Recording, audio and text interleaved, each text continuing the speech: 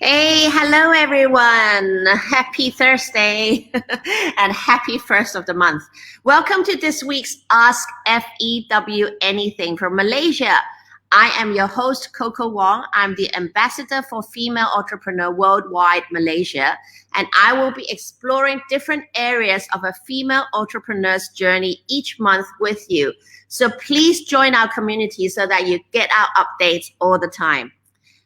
Okay, so today's topic, I don't know whether you will agree or not, but some people say a woman's greatest enemy is the lack of time to herself. And I certainly agree with that 200%. Years of research have concluded that women disproportionately bear the brunt of unpaid labor in the household, cooking, cleaning, childcare, you name it. And this certainly resonates with me. And the lack of time actually limits a woman's career options and even her lifestyle, right? And if this hits home for you, we've got just the thing for you today, because we have invited a very special guest with us today, Michelle Ann Iking. And Michelle is on a mission to empower people who want to be best versions of themselves today, and she will help them realize their dreams and visions for a better tomorrow.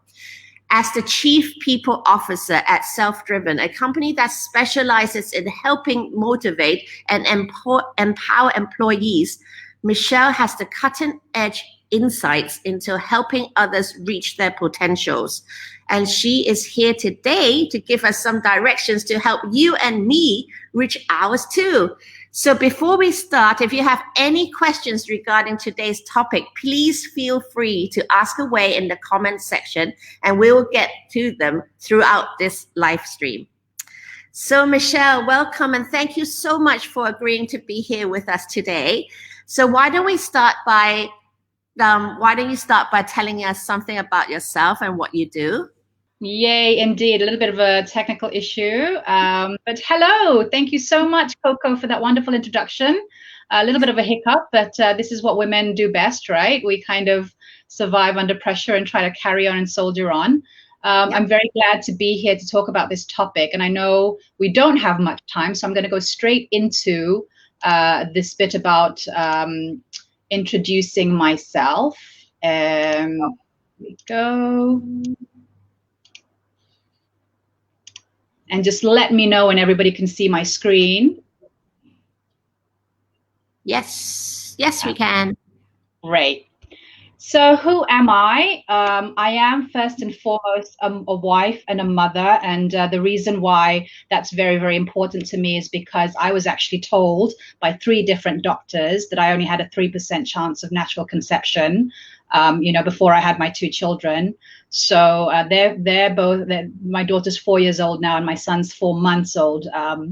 And although the first one had a little bit of help, the second baby was completely natural in terms of conception. So it's a very big deal for me that I'm able to be a wife and a mother. Unless you think that I have a picture perfect life. No, that's not the case. This is literally the messy life that I have right now. This is my 4-month-old baby, Kian. And this is kind of literally what my desk looks like on a normal basis because I'm working from home, and we don't have live-in help, and I've opted not to send him out anywhere else, obviously, while the pandemic is going strong. So as mentioned by Coco, my mission is to optimize human potential. And I know that sounds really lofty and big, but really the last 10 years of my career before the current role that I have right now have been spent in the world of talent and learning and development. In fact, the team won a HR award for some learning and development initiatives that we ran in my previous workplace at Citibank. And how I was privileged enough to be invited to this setting was because Christelle, one of the members of this wonderful group, has volunteered with another organization that seeks to serve youth. And that opportunity came because I was speaking at the recent Obama Foundation Leaders Asia Pacific convening. I was the only Malaysian facilitator for that. So that was a fabulous opportunity. And it's led me to this opportunity with all of you today. this spending this time with you is very, very important to me, because empowering females, enabling, educating them is very close to my heart. I'm an industry mentor, and I've I think been mentoring ladies in the Lean in Malaysia cohort for 3 to 4 years now. And so now I'm Chief People Officer of SelfDrvn. It is a startup. So although I'm not an entrepreneur myself, I'm one of the very few senior management teams in a very lean startup. And so short of taking out money from my own pocket and paying people salaries, I absolutely know the pressures of what an entrepreneurial lifestyle is like. And I think the best way for me to give you some additional context into who I am and how I might understand some of the pressures that you guys go through as entrepreneurs, ladies go through as entrepreneurs, is to show you a very quick 2-minute video of what we do rather than me verbalize. So if you'll allow me to do that, let me just play this video.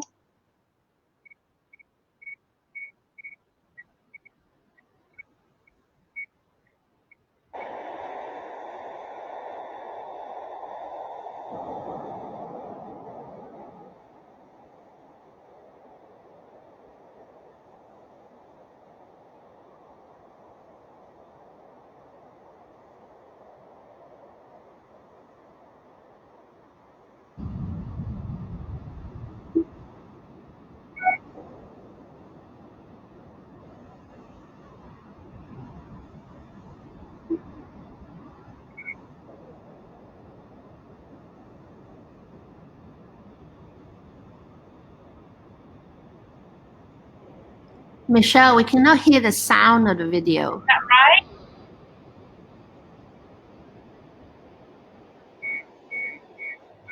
You can still hear me. I can hear you, but we can't hear the video.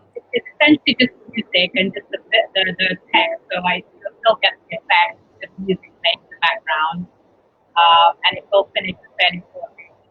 So we're really just a digital talent creation platform. I think it's important to understand that I'm in the software HR tech industry.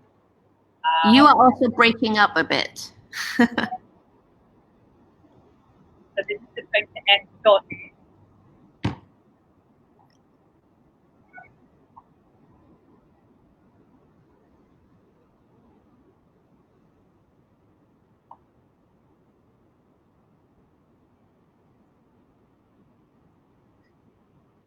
So I'm going to stop that video just to go back to, that's just I apologize that for some reason the sound was not on that, but there wasn't a voiceover per se. It was really just the text, which you already had visibility over. So what I might do is just go back to the introduction for myself. That's my baby. I thought it was important, Coco, if you'll allow me to kind of talk about the genesis for this topic, if that's okay. Of course, sure. Sure. Okay, and for some reason, it is just not my day today, because now I can't seem to, here we go. Now I can't seem to work this slide.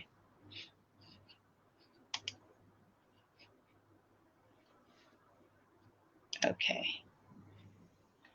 we should be able to do this now. Okay, so can everyone still see my slides? Yep. Yeah.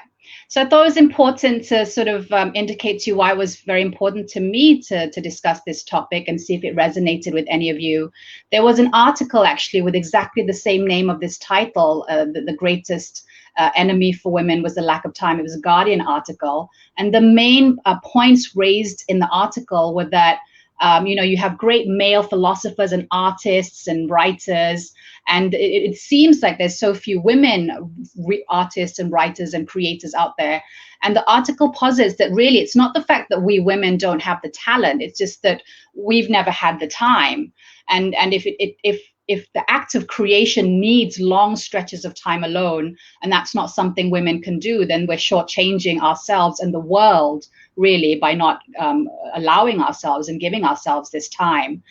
Throughout history, it's only really the men, the high status men, who've had that ability to choose to control their time, whereas women, we're the ones, we're the enablers, right, who allow them to think their great thoughts and create that great output.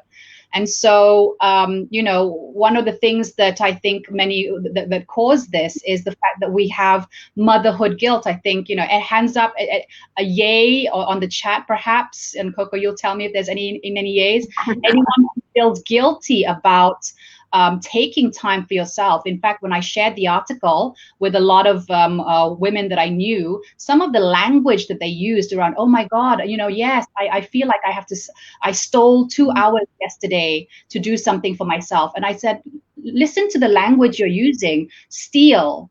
Who are you stealing from when you take an hour for yourself? Who are you stealing from? And I think really in addressing this motherhood guilt, this visual really is very pertinent to me, and I'm not sure if it resonates with you guys, but when we're on a plane, we're always told, put the oxygen mask, if necessary, on yourself before the child or anyone that's dependent on you. And I really think that is the thing that helps me deal with motherhood guilt. I know that life is a marathon, and that if I don't put an oxygen mask on myself in the ways that I'll explain to you later on, and I'll be answering Coco's questions, that ultimately I'm going to suffer, and the people that are dependent on me, including my family, are going to suffer ultimately. So Yeah. hopefully at the end of this session, we've got quite a lot of people who are wanting to ask questions. So absolutely. rather than carrying on, should we go straight into answering the questions, and maybe you could include some of your slides, that the messages in there to help us? Absolutely, sure. Please go ahead. I'm curious to hear all the questions. So we've got someone here to dial in and talk to us face to face, and we've got Evelyn here. So please, Evelyn, so she can ask away. Sure. Hello, Evelyn. Hi, Michelle. Hi, Coco. Hi, everyone on the call, on the stream. Yeah. So I think what you just said, Michelle, definitely resonates. The sort of mommy guilt. I had that as a working mom, in corporate, and then now sort of starting my own business. My kids are slightly older, so I don't have as much mommy guilt because they don't want anything to do with me anyway, most of the time, unless they're asking for something. But one of the things that I find, is I still have to take care of the household and take care of them to some degree. And the struggle that I have is that my husband is also running his own business, and so he says, well, you have to take care of more of the household stuff and the family stuff, and because his business is established, if he takes time out of his business to spend time with the household stuff, which he's happy to do, then that affects income. My income isn't that established yet, so the struggle is actually between me and my husband and taking time away from his business to put into my business. And I'm not sure whether you've experienced the same thing, or other people who've experienced that. Right. So this is obviously a very common problem. I might refer to a couple of visuals, and the essence is that my husband and I, we both work, we both have careers. I do believe there are some slight differences in that, there is perhaps a disparity between the income, and that is causing, a weightage on your husband. Like, he wins because his business is making more. And I think that's got to be a discussion about the timing then of when to focus on each partner. If I may just in terms of how I do it, it is about making sure that the partnership is a true partnership. And so the assumption is not that the woman is the only one who is capable of doing, the looking after the child. And so my husband is able to do that, and he makes his little mistakes with the hair and stuff, but you let those things go, and this visual is really just to indicate with the fish of him acquiring the new skills. But I think it's important, I guess, to come to, so these are just some of the things that he does for our child, but in answering your particular concern about does it have to be me that has to be the one to sacrifice all the time, I guess my question back to you is, how often do you calibrate your shared life with your partner as to what the end goal will be for both of you. Does that make sense? Yeah, it definitely does. And I think, we had a pretty good rhythm going when we were living in Singapore. We just moved to New Zealand in January this year. So I think finding our balance, is a bit challenging now, because obviously we have no family, we have no help at home. So that's why the burden on me has become, more intense. Right. So yeah, but we have sort of regular, sort of sit downs, and he knows when I'm really stretched, he will sort of take care of things. But I it's still going to be the lion's share, right? I'm still taking the lion's share of all of it. And it's a difficult conversation to have, like on a regular basis. I would suggest, and I'm so sorry then that I didn't think to do this a visual of this drawing, a very messy drawing that I had done with my husband, where we discussed our life together, and we kind of drew out on a piece of paper what our expectations were for the life we had together, and what that would what that would require from us over the long term, and what that would require from me, and what that would require from him. So it was a very messy piece of paper, because we drew over it, and then there was a lot of negotiation going on. But certainly on our end, we managed to find, if I may, kind of a commonality in terms of what we wanted for our family. So that have a family, we want to be able to travel, create memories together, obviously have enough money for us to live a decent life, educate the kids, have some level of flexibility, and somehow still be able to serve the community in some way. But I think visually, that's what's helped us, visually knowing what the end in mind is for both of you and your whole family. And then consciously saying, well, okay, this is obviously maybe a 10, 20, 30 year objective, right? This overall big picture. And so if your business needs to be the priority right now, what is fair in terms of putting, say, 100% focus on your business versus 0 on mine? Or should the ratio, is it 1 year, 2 year, 3 years, or can the ratio be 80, 20, 50, 50 for the next 2 years? Really being very specific about what the end in mind is for you. I'm not sure if that's helpful. Yeah, it is. Thank you. Yeah, that's the balancing act that we haven't quite done yet, but thank you. Thank you for the question. It's a very valid question. Coco, did you have was there a next question?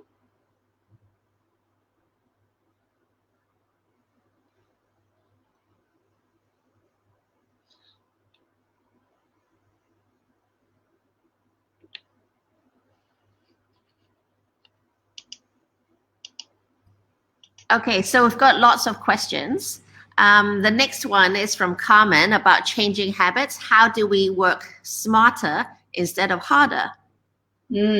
Okay. I might use this particular piece which I've prepared, because it's been a game changer for me in terms of how I try to work smarter. Sorry, that's just...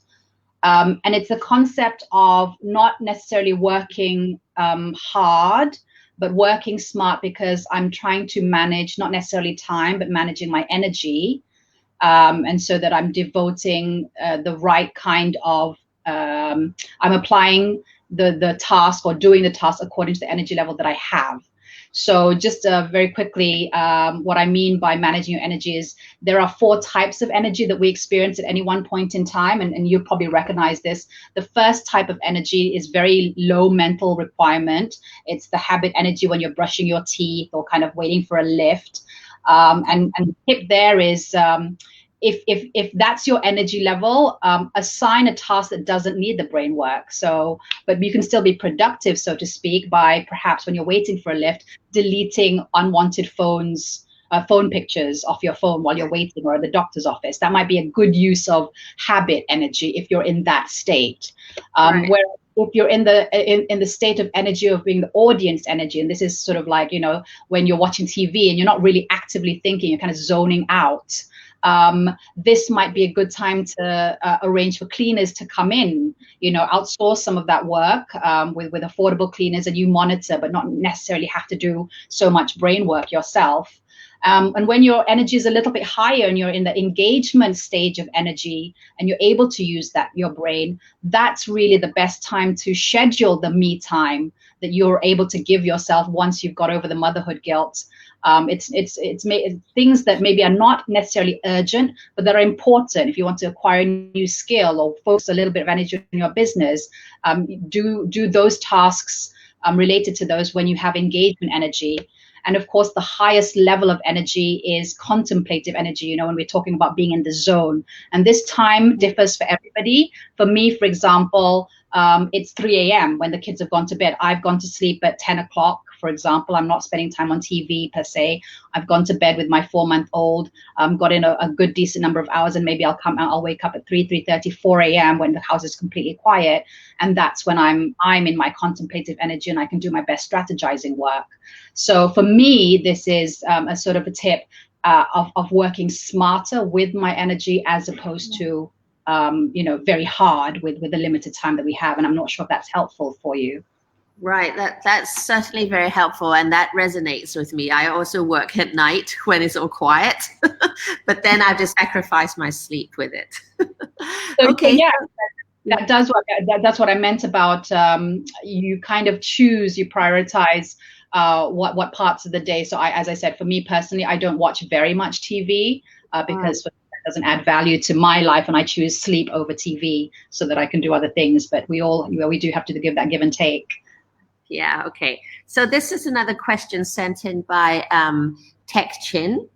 I kept hearing women empowering women, yet what to do when I'm surrounded with women in life who just keep complaining about their lives and how difficult it is in their life and so on. Worst case is whenever we respond, they will just ignore and jump to another topic or another person and start their issue again. Is this one of the reasons women not able to give themselves their own time while in dilemma of empowering others? That's a very and as it so happens, my next slide was really still on the topic of energy. Vampires, right? So the people that you're talking about certainly sound like energy vampires, the ones who kind of bring you down with their negativity. If obviously the easy thing is to run away, to try and avoid them as much as possible, but in many instances you can't, right? Because they are people in your immediate circle, like they could be family members that you can't necessarily leave. And so some of the tactics that have worked for me in dealing with those is to try and get these people to focus rather than to stay in that sort of negative zone. And it's generally not helpful to say, stop being so negative, because people are not receptive to you saying stop being so negative. Getting them, lifting their tone by asking them, so what do you want instead? What is it you want? And constantly just bringing them up to that level of thing. What is it that you want? What is it you want? And if that person is capable of being helped, they will with practice go with that thinking of, okay, yeah, well, I want this. I want my husband to do this, and I want, this and this and that. And asking them, so what can be done about that? What can be done? How do you get closer to what you want, rather than letting them stay down here and sort of wallowing? It's very difficult. I would agree. It takes a lot of your own self-patience and discipline to kind of stay your frequency being on the positive when people want to drag you down. Sometimes to help me understand certain individuals, I also reframe and have a visual in my mind that nobody wakes up in the morning wanting to be an energy vampire or someone that makes your life difficult, but there are things that have happened to them in their life that have traumatized them. And so sometimes I have to visualize that somebody is a wounded person, and they're wrapped in bandages that we can't quite see. And sometimes that helps me to be a little bit kinder to them, and kinder to myself as well. But obviously, these are some tactics that you can try, but if you can disassociate yourself from energy vampires. That's obviously easiest things to do. That's a great tip. Okay, so another question from Lee Xiang Lim. What is your method of prioritizing what is important to you? I find that my problem is having to divide my attention in so many directions is that I lose the sense of what is really important. Okay, so great that I have a slide for that. How many of you? Again, it's the concept of beginning with the end in mind. And how many of you are familiar with that whole Professor Jar analogy? Yep. You might recognize it, right? So yeah. So it's really, I think, if most people are familiar about it, I think it's really keeping in mind what is the most important, and ensuring that you're not sacrificing the big rocks in favor of the small little things. I do know what you mean about feeling like you're pulled in many different directions. And sometimes I feel that is self-inflicted. So let me just share you a personal story. It was a kind of a breakthrough moment for me. I sat down with an executive coach that I worked with in a previous life, and she was asking me how I was, and the description that I gave to her was, I feel like I'm one of those plate spinners, and there are lots of different plates, and I'm everywhere, and I'm going to drop one of these plates, and things going to go crashing down, and I need to do this, and I need to do that, and I need to do this. And she stopped me. And she said, Michelle, you're so needy. And I was very offended, to be honest, because I consider myself fairly strong and empowered and all the rest of it. I've never been told I'm needy. And so, but I tried to, take a deep breath and ask, be cool. And I asked her, why do you say I'm needy? And she said, well, in the last 5 minutes, you've said the phrase, I need to, 7 times. And that really caught me by surprise. And then she asked me, where do you think this comes from? And I knew immediately. I mean, it was, I started bursting into tears, to be, a bit vulnerable here, but I burst into tears because suddenly in that moment, it hit me that the need for me to be this perfect, always on person derived from the fact that my father, my late father, who's since passed on, raised us with this mantra of average is mediocrity, and only excellence is acceptable. And so I realized that certainly for me, I was sabotaging myself, because the next question that the coach asked me was, how does it serve you to be compelled to meet these standards? How does it serve you? And on the one hand, it did serve me in that it propelled me so-called towards excellence, because I want to achieve. But on the other hand, if I'm constantly feeling guilty and I feel terrible at myself and I'm not getting enough sleep because I'm trying to achieve all these things, ultimately, obviously, I'm not being served. And going back to the airplane analogy, I'm not serving the people who love me and who I love as well. So certainly, I think for me, it's creating a little bit of space for yourself to reflect on what exactly is driving you and whether that's truly important at the end of the day. Right. Yeah, that's great insight. Thank you. So the next one is, a lot of entrepreneurs are busy, but busy is not always productive. How do I make sure that my productivity is maximized?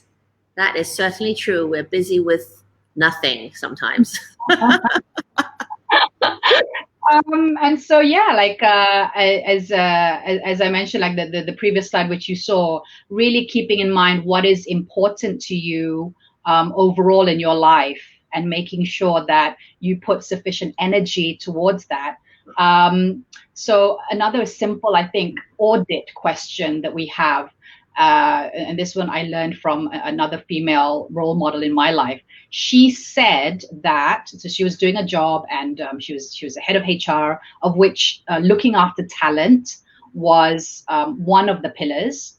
But for her, it was the main pillar. So she said, that's the most important pillar for me. That's really my priority. And yet when she audited herself and sort of did a check how many hours in a week she spent towards that stated priority, it was only 15% of her time.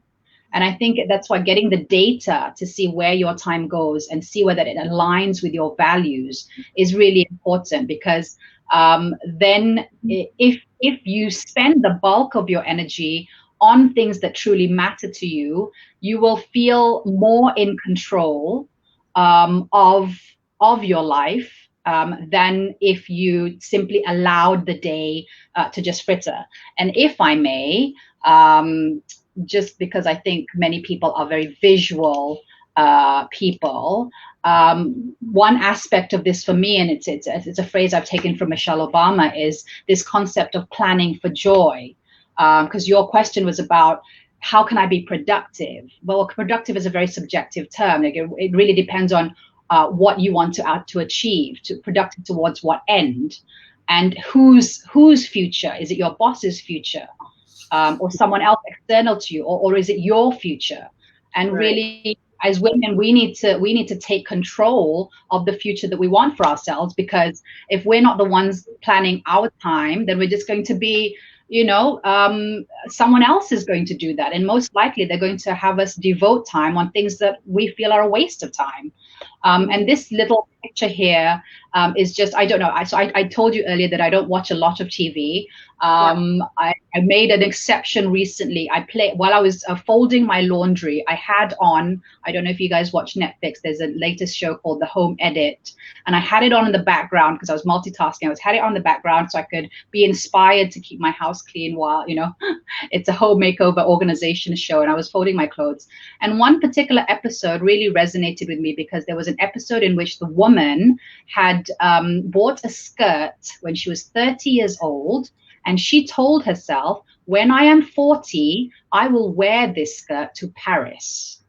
And literally that episode was her 10 years later, having done that, gone to Paris with the skirt, and part of the decluttering exercise was she didn't want to let go of that skirt. She said this is her sentimental value. And what they did very nicely was they actually framed that skirt and put it as part of, her closet in a special place. And for me, that sort of epitomizes what we should be doing with our lives. Yes, the aim is to be productive, but to what goal at the end of the day, for your family as well as for you? Right. Okay. I think that's really a good tip for everyone to remember. We should be planning for ourselves rather than everyone else's as well. But thank you. That's really lovely. Okay. So this one is actually very now. From Amy, with the increase of connectivity, how do we switch off from work? Customers seem to expect our attention 24/7. Okay, and for this, I will really go back to that airplane analogy of looking after yourself first. And just yesterday, this is so topical, but our partners in the business, we're Microsoft partners, and Microsoft have recently done research on the effects of remote working in the 6 months since the pandemic has really broken down, and a lot of people initially, the interesting finding that I was really blown away by was the commute is no longer existing for a lot of people working from home, right? So we're saving that commute time. I love the fact that I don't have to put on a full face of makeup all the time. But what the research is saying is not having the commute is really affecting productivity in the long term, because we are no longer having that ramp down period when we're commuting home to kind of detach from the day and start the mental rejuvenation in order to sustain ourselves to come back and fight another day. We don't have that, and that's starting to affect people's productivity, because the long-term strain and exhaustion to the brain. Similarly, the coming into work in the morning with the normal commute, if you use it right, you can use it to ramp up your day. So, I mean, the question initially was, how do I'm always on, and customers expect to always be on. And I think it's incumbent upon us, again, with that airplane analogy, to make a conscious decision. I'm not going to be my best if I am constantly on. And so I'm running a marathon. We are all in a marathon together, and we need to be able to sustain ourselves and be smart about it. It's no point getting burnt out. And just on the topic of marathons, I just want to share this wonderful insight I had yesterday with a gentleman who is a triathlete, but he's also a mindfulness expert or practitioner. So what he says is, people poo-poo like the 2 minutes of so-called mindfulness exercises that sometimes people recommend you do, but he described it such, when he's running the marathon portion of his triathlon, and he's already done, early morning, he's done the swim, and then it's the bike, and now he's doing the run, and it's usually high noon. It's really, really hot. So for him as a triathlete, doing the marathon, they will look for the as much shade as possible as they're running the 42 kilometers in the last stretch, because even the 30 seconds of shade as they're running the 42 kilometers, it helps. And so that's really what I want us to think of as women in this marathon of life. Every little bit of respite, of rest that you give yourself helps you in the long run for sustainability and effectiveness. Okay, lots of golden nuggets today. Okay, so how do you know when what you're doing is the best use of your time? How do I know what I'm doing is the best use of my time? I guess I go back to what my goals are for myself. So, for example, it might be that at 6 o'clock when my daughter comes home from daycare and school, luckily they've been able to go back to school now. In the last 2 months, she was still at home and homeschooling, which was a bit of a nightmare for, I think, a lot of parents. But I'm often torn because I haven't quite finished that report, for example. And I in the past I would get stressed because I'd be like, oh my God, my daughter's back. There's no way that I'm going to be able to do it now, and it's just going to be all terrible. But then I guess I think back to what is the end goal that I have for my life, and submitting a report is not in this picture, obviously, that I'm sharing with you. And my daughter's 4 right now. She is her constant question to her father is Mama done with work? And that's not necessarily, again, that's not in this picture. So I also recognize that I have deliverables at work. So what I've done is I've made a conscious partition, I suppose, in my mind, that I'm going to spend in a week quality 2 hours with her. So it's being, again, very intentional with my time. If I can't spend every weekday night with her on quality time, what I've said is I'm going to spend a solid hour playing.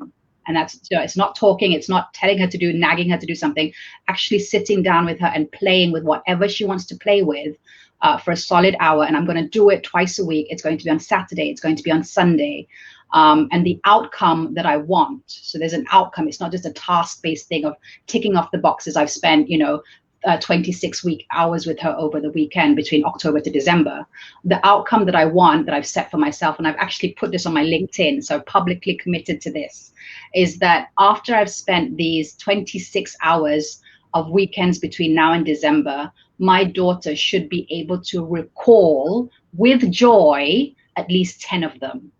So then I've really got to put myself out there and make sure that the time that I commit to her is going to be impactful enough that she'll remember it, even though she's 4 years old. So I think being, in short, it's really being very intentional about the outcomes you want for yourself, your family, and your life at the end of the day. I don't know if that's sort of answered your question. Yeah, I think it has. Okay, so we've only got 4 minutes left, unfortunately. I know a lot of people still have a lot of questions, but if there's one tip that you want to give us to end this on how to time manage, what would that be? Well, we've only got 4 minutes, haven't we? So what I might do is quickly flash. Thankfully, I have this. This is, it's more than one, but you can read for yourself some very simple productivity hints to kind of summarize everything that we've discussed today. But I think the statement on the right really truly encapsulates it, or at least my philosophy. Live every day with intention. So make a conscious decision about what it is you ultimately want and own that decision.